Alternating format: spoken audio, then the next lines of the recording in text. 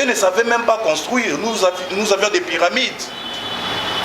Et les pyramides en question, ils se sont moqués de ces pyramides, mais aujourd'hui, après 4000 ans, ils sont toujours là, ces pyramides. Mais dites-moi quel est l'immeuble construit par l'homme blanc qui peut faire 1000 ans.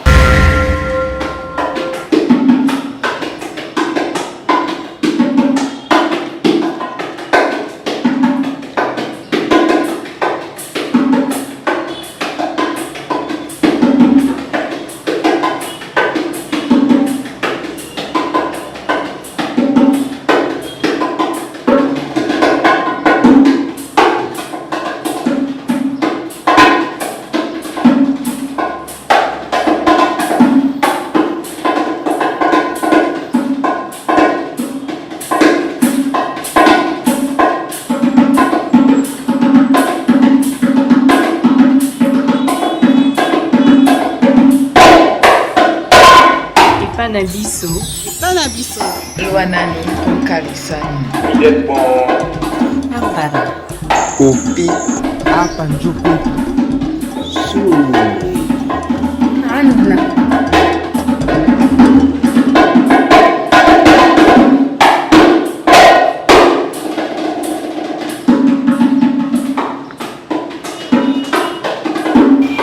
L'histoire de l'Afrique écrite par les Occidentaux dénie à l'Afrique une organisation politique et pourtant nous savons bien que l'Afrique ou les Afriques sont des partis communautaires. La propriété est commune, c'est là l'essence d'une société pratiquement structurée et organisée. Pour illustrer cet aspect de choses d'une organisation politiquement assise sur une base communautaire, nous voudrions parler aujourd'hui, fidèles téléspectateurs, d'une pratique que le monde entier, par-delà des limites, a intériorisé avec ce qu'ils appellent aujourd'hui la démocratie. Bonjour, bienvenue chez nous, c'est votre émission d'histoire d'Afrique.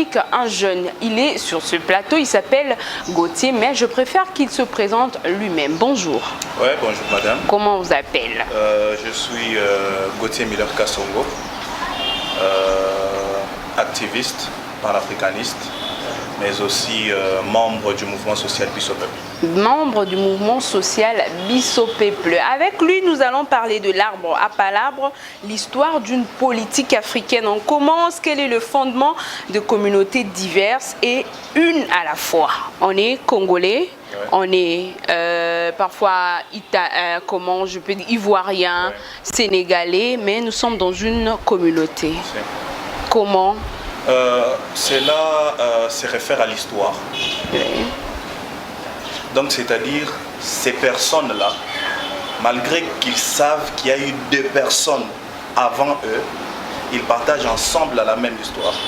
Vous comprenez? Oui. Donc, je peux être malien, je peux être congolais, je peux être sénégalais, mais on a une même histoire qui repose à une terre quelconque sur laquelle nous sommes. C'est l'Afrique. C'est l'Afrique. C'est le socle même. L'Afrique renferme ces gens, bien que nous sommes du nord, du sud, de l'est et de l'ouest, mais nous sommes les Africains. Alors d'où viennent les tensions dans une communauté qui partage une même réalité, une même vision de choses? Je pense que pour revenir d'ailleurs à la première question, il faut comprendre quelque chose. Ouais. Aujourd'hui, je suis congolais parce qu'il y a eu l'acte de Berlin. Ouais. Vous comprenez? Ouais. Il y a eu des gens qui se sont mis à notre insu, qui ont départagé l'Afrique. Voilà pourquoi je m'appelle aujourd'hui Congolais, les autres sont des Maliens et autres. Mais avant cela, nous étions tous Africains. Kémites, j'insiste. Oui. Maintenant, concernant les tensions actuellement, les tensions entre les communautés est due, n'est-ce pas, à l'inégalité. Okay? Les inégalités dans les partages des ressources même. Donc c'est les intérêts maintenant qui crée, n'est-ce pas, ces frustrations-là et ça amène ces tensions. Au sein de communautés, ouais. Donc on sait se repérer, on est là dans des conflits, des intérêts, raison pour laquelle il y a des tensions. Ouais. Alors ces tensions-là sont dues, bon, vous avez dit des conflits, des intérêts, alors comment ramenait-on la paix dans la communauté traditionnelle? Je pense que la meilleure affaire actuellement serait de savoir comment nous étions avant l'acte de Berlin. Comment nous étions? Parce que le seul piège dans lequel les Africains tombent, les Africains d'aujourd'hui tombent, c'est le fait de vouloir raisonner avec les lunettes de l'Occident. Donc, lorsque vous me posez déjà la question, comment faire? Moi, je me dis, il faut d'abord rentrer, savoir d'abord, le savoir d'abord. Comment nous étions, comment nous marchions jadis. Vous êtes sûr que c'est possible aujourd'hui? Si, c'est vraiment possible. Avec une société, je peux dire, vraiment multicolore, surtout du point de vue parfois religieux. Comment vous pouvez expliquer cela? Cela est un travail que les panafricanistes font. C'est un travail dans lequel moi aussi je suis, parce que je reconnais directement que les religions étrangères, n'est-ce pas, ne sont pas venues ici pour nous dire, nous Africains, qui est Dieu. C'est pas ça. Quel est le bien et le mal? Ça, on le savait déjà. Mais elles ont été utilisées comme étant, n'est-ce pas, un outil pour renforcer la domination d'un peuple quelconque sur nous. Vous comprenez? D'où l'Africain d'aujourd'hui doit savoir, toujours le savoir d'abord, rien d'autre. Une fois que nous saurons comme nous étions jadis, on va se réorganiser, il n'y aura plus ces tensions. Je ne cesse de le dire, moi je suis jeune aujourd'hui. Je te dis la vérité, en tout cas je vais dire que c'est du passé. Du passé comment? Ce que vous dites là, nous sommes au présent. On ne peut pas regarder en arrière. Le présent c'est quoi? C'est ce que nous vivons. Vous n'êtes pas africaine? Je suis africaine. Même dans les passés, vos ancêtres étaient africains? Mais on va parler ancêtres aujourd'hui. Mettez-vous à la place de ces jeunes. C'est quoi l'importance de l'histoire? On dit voir les passés, mais c'est situé on voit les dans passés pourquoi? Pour comprendre les présents et préparer les futurs. C'est ça qu'on doit toujours se référer. Pour savoir comment aujourd'hui je suis en jeans. Gauthier Kassongo, aujourd'hui je suis en jeans. Tu as abordé un bon sujet. Je vais fuir un peu le sujet du jour pour dire jeans. On dit que c'est l'homme blanc qui a fait, c'est l'homme blanc avec son intelligence et vous mettiez je ne sais moi, des peaux des bêtes. C'est juste parce qu'on n'a pas l'histoire ou parce qu'on veut être au présent? Les peaux des bêtes, c'est-à-dire?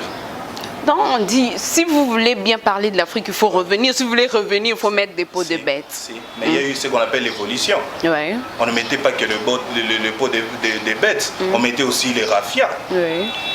Donc, il ne faut pas toujours croire que c'était juste des gens qui mettaient les peaux des bêtes. Ce n'était pas comme ça.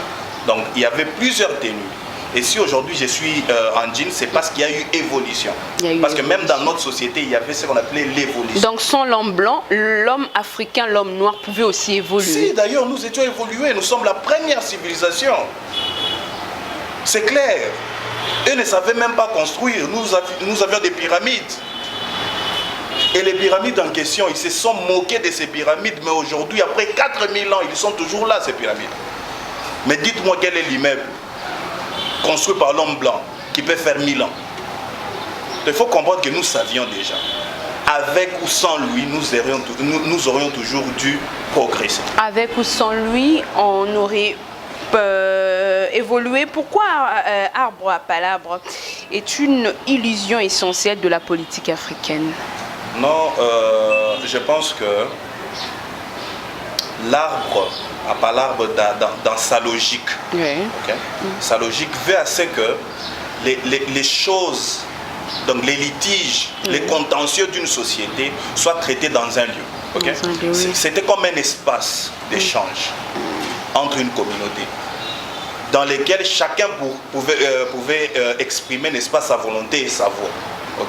Mais aujourd'hui, maintenant, si nous voulons rentrer dans votre question concernant la politique actuelle, nous pensons que l'arbre à palabre, on peut la prendre d'une autre manière, mais elle sera toujours bien parce qu'elle va diminuer les frustrations entre communautés. Nous allons y arriver. Alors, sous l'arbre à palabre, les discussions étaient organisées. Est-ce qu'il n'y avait pas de... Les discussions étaient bien organisées. Il y avait un modérateur qui donnait, n'est-ce pas, la parole à toute personne. Il y avait tout un conseil des sages qui mariait maintenant la demande des tierces à ce que le gouvernant pourrait donner comme politique. Là, je pose directement la question, qui entre en jeu dans l'arbre à palabre? Non, moi je dis bien, ce sont les habitants d'une communauté. les habitants d'une communauté. Exemple, nous sommes dans la commune de Lemba. Okay? Lemba, il y a un problème entre les habitants des Super et des Terminus. Alors, on crée cet espace-là, cet arbre-là. Okay?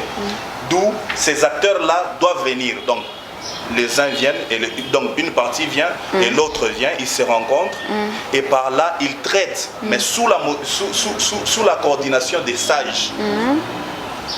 C'est un peu ça. Sous la coordination de ça, là déjà vous me dévancez. Je voulais poser la question de quoi traite-t-on dans l'arbre à palabre. Donc, dans l'arbre à palabre, on traite les contentieux d'une société. Donc, les litiges, les problèmes qui regardent ou bien qui touchent une société. Exemple, actuellement, on peut se dire que dans un quartier X, il y a un problème d'eau. On a des dirigeants qui sont censés répondre à ces besoins-là. Et maintenant, on organise cet échange-là. Comment on peut trouver l'harmonie ensemble? Donc, entre gouvernants et gouvernés. Vous comprenez? Et ces gens-là se retrouvent dans ces lieux-là. Serait-il seulement une sorte de tribunal ou jugement ou encore autre chose sous l'arbre à palabre? Les Occidentaux définissent cette pratique-là comme étant juste un lieu pour traiter ces litiges-là. Mais en Afrique d'antan, l'arbre à palabre servait aussi d'un lieu de socialisation. C'est-à-dire des partages de valeurs entre aînés et cadets. C'est-à-dire, s'il y a un problème, voilà, par exemple vous, en tant que femme, il y a des filles qui grandissent. Okay? À 12 ans, on pouvait prendre 10 filles et on les lègue sous la coordination d'une femme sage qui doit, n'est-ce pas, transmettre les valeurs de la société. Et ça se passait dans ces lieux-là. Donc on ne peut pas juste dire que c'était juste un lieu pour traiter des problèmes, mais c'était aussi un lieu pour le partage, pour la pérennisation des valeurs africaines. On peut dire que ça entrait bien, ces enseignements-là. C'était bien assimilé. Comment? C'était bien parce que c'était pas juste de la théorie, comme actuellement on nous a amené des lieux de socialisation. Par l'homme blanc, c'est devenu l'école, des choses comme ça. Donc nous avions déjà cette pratique-là. Et ça entrait très bien parce que c'était théorie et pratique. Comment la femme doit prendre soin d'elle. Comment la femme peut préparer, n'est-ce pas, bien préparer. Aujourd'hui, devenu sujet tabou en famille généralement. Rares sont des familles qui... Rares sont des familles qui font des débats normaux et des débats ouverts. Sur, exemple, les cycles mensuels d'une femme, de leur fille. Beaucoup ne savent pas calculer. Beaucoup de femmes ne savent même pas calculer. Pourquoi elles ne savent pas cela? C'est parce qu'elles n'ont pas reçu les conseils ou bien l'encadrement de leur mère. Parce que c'est devenu sujet tabou. Or, en Afrique, jadis, on prenait les femmes là parce qu'on savait que la mère peut avoir honte de sa fille. Voilà pourquoi on léguait ces filles-là à une femme. Et c'est comme une école. C'est la femme sage-là qui donne la même éducation à toutes les filles qui ont atteint cet âge. Bon, je ne sais pas si aujourd'hui ça se fait toujours, mais je ne vois pas une femme, une maman à la maison, laisser ses enfants partir chez une autre femme. Bon, ça peut exister, mais je ne pense pas que ça s'était vraiment... Parce que la maman veut bien garder sa femme, son enfant, va à l'école, va à l'église, c'est fini. Si, ça ne se fait pas, c'est chez des personnes qui ont délaissé leur culture. Comme moi, dans ma famille, ça se fait. Et mon enfant aura ça. Si sa mère aura honte de lui expliquer cela, moi, je le ferai. Mais rentrons dans nos villages. Jusqu'alors, ça s'est fait. Alors, ceux qui sont nés à Kinshasa? Oui, ils ont subi, n'est-ce pas, l'aliénation. Et c'est impossible. Voilà pourquoi les organisations panafricaines doivent continuer avec cette lutte-là.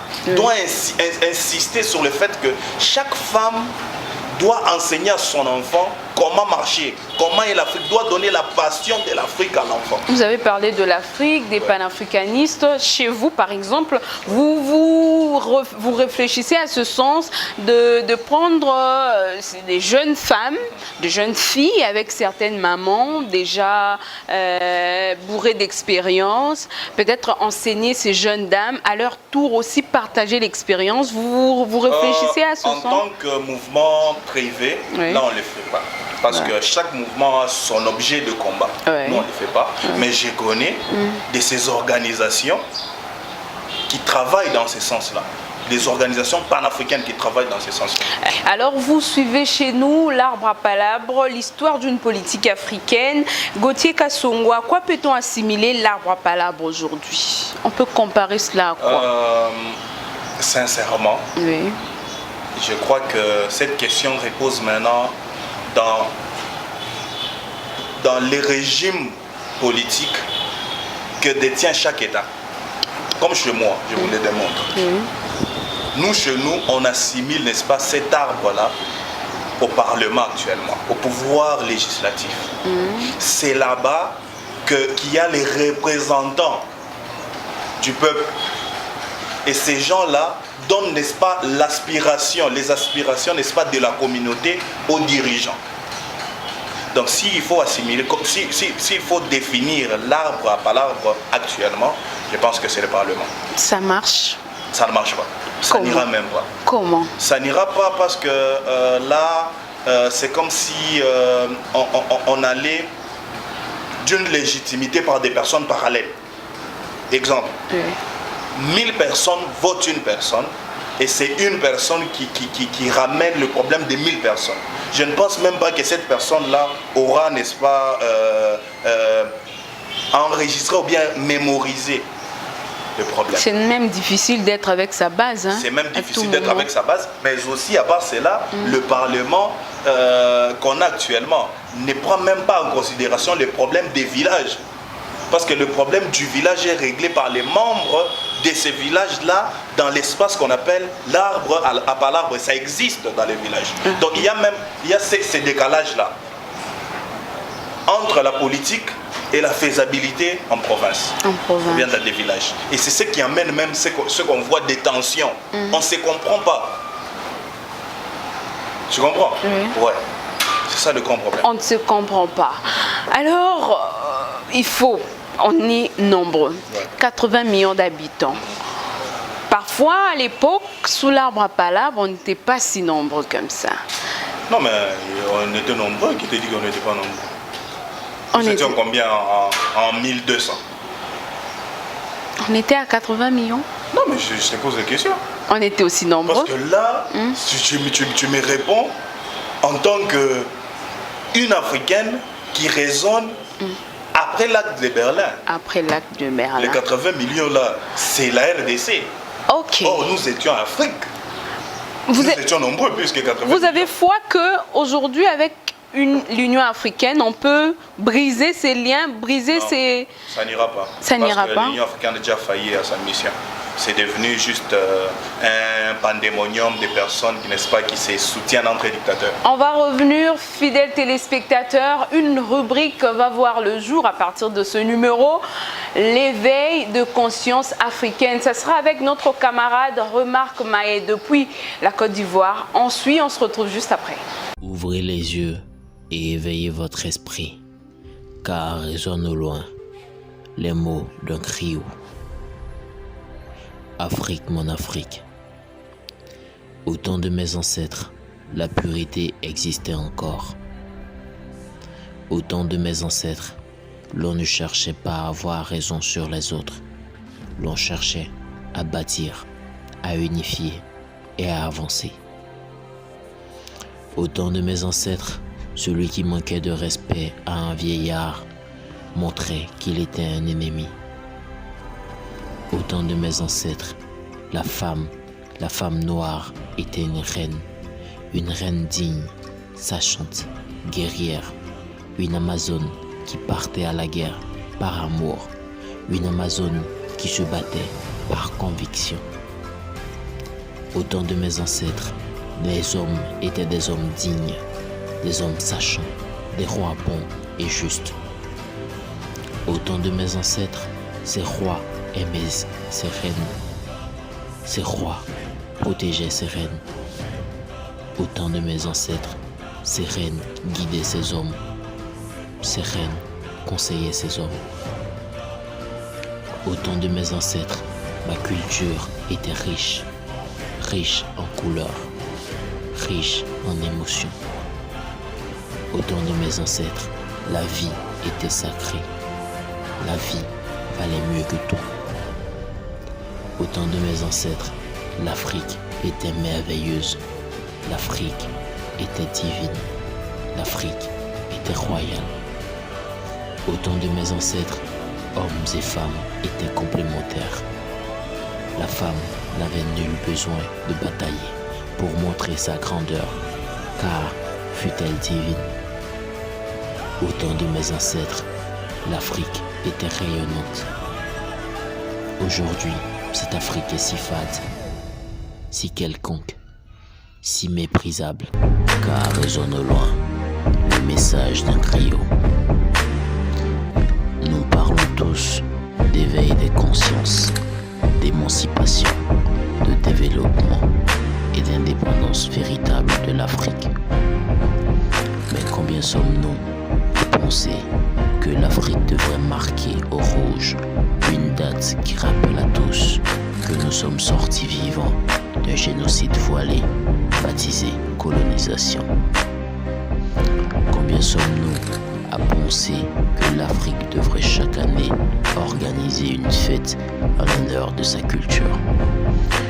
Une fête qui verrait se réunir autour d'une seule et même table les Igbo, les Bambara, les Zoulous, les Maasai, les Bantou, les Peuls, les Guéris, les Agnis, les Anou. Combien sommes-nous à penser cela? À penser qu'une Afrique unie commence par une Afrique identitaire et soudée. Organiser une telle fête, c'est dire au monde que nous ne sommes pas régis par des cultures, mais par une et une seule indivisible. L'Afrique doit renaître, et cela doit commencer par son identité. Otep.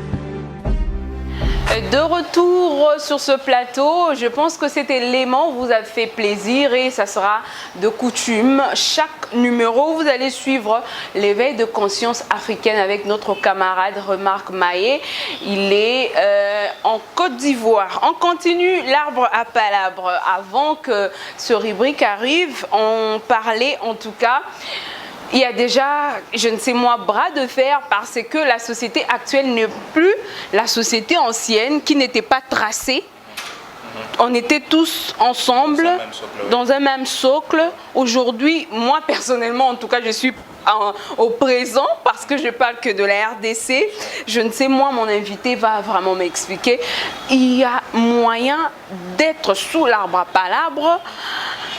Avec la démocratie, avec le Parlement, comment? En tout cas, ça ne se marie pas. Ça ne se marie pas. Parce qu'il y a un leader africain, je crois bien c'est Mandela, qui a dit la démocratie qu'on nous amène actuellement n'est pas un fait nouveau. Et elle ne correspond même pas à la réalité sociale de nos pays. Une société purement communautaire. Aujourd'hui, nous sommes plus individualistes. Ok. Ouais. Et il insiste en disant que l'arbre à palabres, c'était l'espace démocratique par excellence en Afrique. Parce que dans cet arbre-là, toute personne avait la possibilité de parler. Mais aujourd'hui, avec l'institutionnalisation occidentalisée de l'Afrique, là, en tout cas, c'est vraiment impossible. C'est vraiment impossible. Impossible. Qu'on se voile pas la face. Vu l'importance de l'histoire pour le décollage africain, qu'est-ce que l'arbre à palabres peut apprendre aux politiques africains actuels dans la résolution de conflits africains actuels et la prise de décision? Alors, aux politiques africains, ils doivent savoir que si l'Afrique d'antan n'avait pas de tensions communautaires comme actuellement, c'est parce que les anciens leaders prenaient, n'est-ce pas, en considération les aspirations de chaque peuple, de chaque communauté, de chaque groupe. Il n'y avait pas des inégalités, il n'y avait pas de partis pris, il n'y avait pas du tribalisme. Vous comprenez? Donc, les politiques actuelles doivent, n'est-ce pas, l'arbre par l'arbre servira à ces politiques-là en leur faisant comprendre juste qu'il faut prendre en compte l'aspiration de toute communauté, de tout groupe. Gauthier Kassongo, je te pose une question. Aujourd'hui, nous avons des dirigeants, nous avons des représentants, des députés. Êtes-vous sûr que ces députés connaissent la vraie histoire de l'Afrique? Non. En tout cas, s'il faut, n'est-ce pas, répondre en termes de pourcentage, je dirais 2 seulement peuvent, n'est-ce pas, connaître l'histoire de l'Afrique. Minoritaire.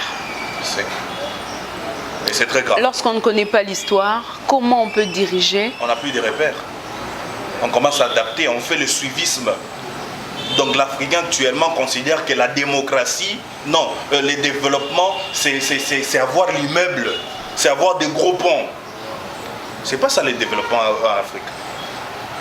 Les jeunes vont se moquer de vous lorsque vous parlez là. Non, nous aimons les immeubles. Non, je peux comprendre, Oui. Mais eux ne savent pas qui ils sont. Moi aussi j'étais comme eux. Moi au moins j'ai réussi, n'est-ce pas, à me désaliéner. Vous comprenez? Oui.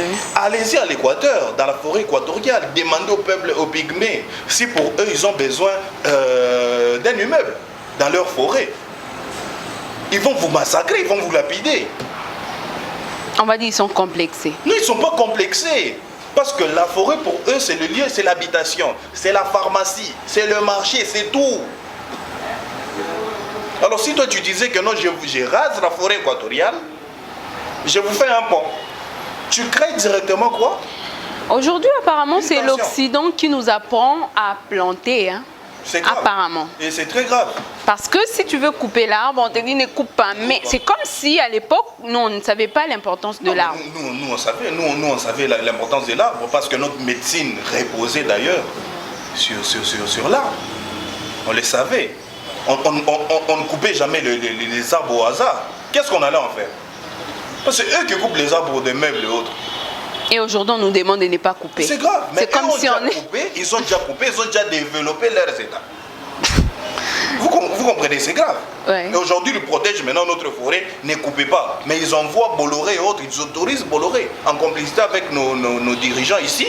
Et on rase actuellement une partie de la forêt équatoriale. Et c'est grave parce qu'il y aura des répercussions climatiques. Nos ancêtres gardaient leur forêt, raison pour laquelle aujourd'hui on résiste quand même. Si.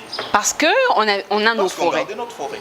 On dit non, il ne faut pas entrer à cette heure, il ne faut pas couper. Oui. Certaines pratiques, aujourd'hui devenues un peu sorcières. Hein? Non, ce n'est pas de la sorcellerie, c'est de la spiritualité. Ok. L'homme blanc est venu, il t'a trouvé avec une spiritualité qui te servait en cas de besoin. Oui. Il te prend la spiritualité et aujourd'hui il te dit que ce que tu faisais c'était de la sorcellerie. Et l'Africain adopte cela. On était un peu naïf. Non, on n'était pas naïf. On était... On avait un cœur pur. Non, pas pur. Il y a un terme qui m'échappe. On était... Soit, je crois que c'est accueillant. Accueillant. Ouais, nous étions comme ça. Et c'est un élément qui a fait assez que nous accueillons l'homme blanc. Parce que ça, les universités africaines ne le disent pas. Parce qu'il y a un mauvais système éducatif. Est-ce que vous connaissez, vous en tant que Congolaise, vous connaissez Kandolo? Non. C'est grave. Vous connaissez Mafuta? Non. Non. Mais Kimbangu, vous le connaissez. Pourquoi? Vous l'avez appris à l'école, avec les livres de l'Occident. Mais moi, je connais Kandolo.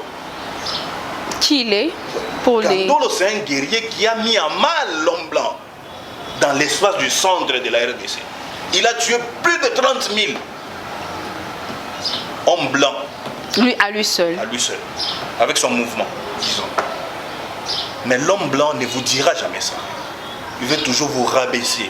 Que ce que vous faites, c'est la sorcellerie. Porter ce que je porte aussi, c'est la sorcellerie, c'est être sale. Laisser la barbe, c'est être sale. Il faut se coiffer là, même la femme te dit que tu es propre. Aliéné. Aliéné, y a-t-il un faible de l'arbre par l'arbre par rapport au contexte actuel? Je pense que on ne peut pas appeler ça une faiblesse. Mais il y a aussi le point, bon, j'accepte le mot faiblesse parce que c'est vrai. Et j'en démontre un point, plutôt deux. C'est la léthargie et aussi la lenteur. Vous comprenez? Parce que lorsque vous êtes 1000 à traiter d'un problème, ça va vous prendre combien de jours? 10 jours. Mais dans les 10 jours là, moi en tant qu'Africain, je sais qu'au grand mot, il faut des grands remèdes. Oui. C'est acceptable. C'est acceptable. Parce que quand même la société était normale. Hein? Elle était normale. Toute personne mangeait, toute personne avait une propriété, toute personne était en bonne santé, toute personne s'amusait, personne ne vivait en stress. Et nous d'ailleurs, on n'avait même pas de prisonniers. Voilà. On jette un mot sur parfois l'élection. On avait des rois, Royaume Congo par exemple. Est-ce qu'il y avait une monarchie élective? Est-ce que... Parce qu'on dit qu'on ne savait rien. On n'avait que ce roi-là jusque. Non, mais... ça, c'est l'histoire occidentale. Hein. C'est ce que moi aussi j'ai appris. L'histoire politique du Congo. Quand on était des dictateurs. Oui, on était des dictateurs, c'était comme ça. Mais j'ai fini par comprendre une autre réalité. Laquelle? Moi, je parle de l'Afrique, je ne parle pas de la RDC. De l'Afrique. L'Afrique avait 3 royaumes qui constituaient un. Le fable même que vous avez dans plusieurs jésulâtres dans leur Bible disant la Trinité, Dieu Père, Dieu Fils, Dieu Saint-Esprit.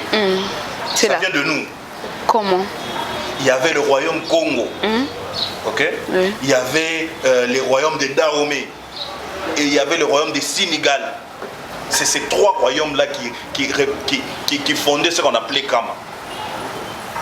Et les 3 royaumes-là n'étaient pas sous la supervision d'une personne. Il n'y avait pas de dictature. C'était une gouvernance collégiale. Donc 3 personnes se retrouvent, ils se disent, on va diriger ceci, mais chacun aura son rôle. Les gens n'étaient pas plaintifs. Hein? Il y avait des plaintifs. Oui. Il y avait des plaintifs comme dans toute société. L'opposition. D'où on voit même la raison de la Babala. Mais les plaintifs là avaient gain de cause dans cette pratique-là. Chez nous, vous allez apprendre de choses et de choses. La dernière question, Gauthier, peut-on continuer l'arbre à palabre aujourd'hui dans un contexte de mondialisation et de modernisation? L'Afrique. Dans le sens de dire la mondialisation. Oui. Là.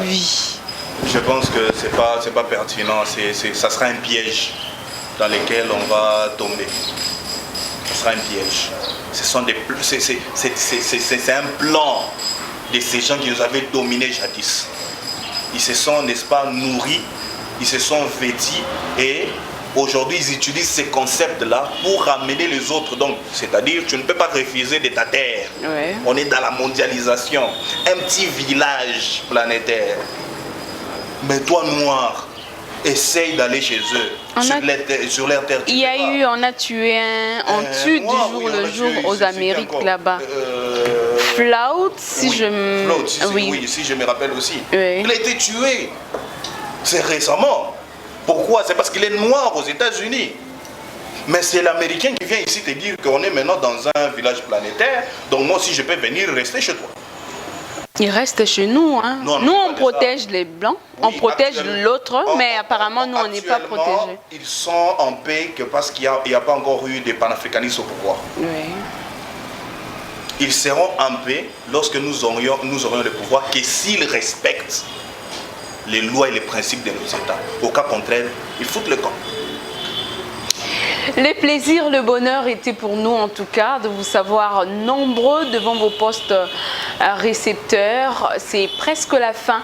Nous sommes à la fin de Chez nous, votre émission. Tout en vous remerciant, fidèles téléspectateurs, nous voudrons seulement signifier que l'Afrique est une terre de vertu, des valeurs.